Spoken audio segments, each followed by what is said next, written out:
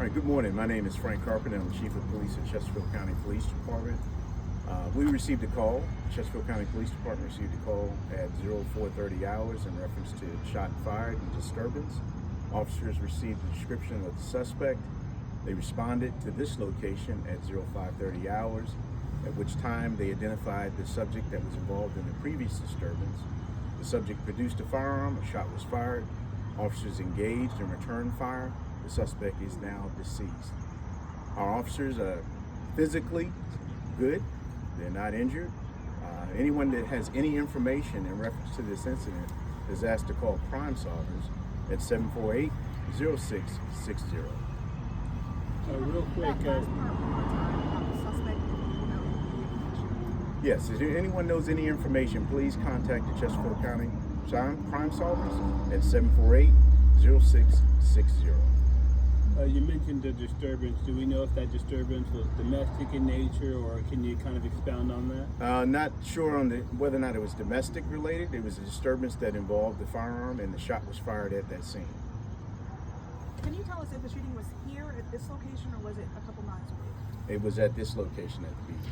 The officer involved shooting was involved at this location. There was another shooting that occurred in a neighborhood nearby, which caused the officers to respond to this location. You may have already mentioned it. Is there anything that tipped you off, or who tipped you off to this disturbance? Just other than the fact that it was a disturbance and a shot was fired, officers responded to the scene, obtained the information of the suspect, at which time they did a canvass and located the suspect at this location. And the officer was shot at? There was a shot fired. We can only assume, based on the incident, that the officer assumed the shot was being fired at them. But he's non-life-threatening and doing okay? The officers are fine. Gotcha. And the suspect that's dead, is that the only suspect of interest? That's the only suspect of interest, and as it pertains to the community, there is no threat to the community at this time. How many shots in total were fired? It's undetermined at this time. It's under investigation. But when you talk about the shot that was fired initially, there was one shot that was fired which caused the officers to engage. Do we know the number of officer-involved shootings in Chesterfield that have happened so far this year? This year, only one. Okay. Yeah, how does the department respond when incidents like this happen? I think the welfare and safety of our officers are the top priority. We make sure that we make sure we bring them in, make sure they're good to go.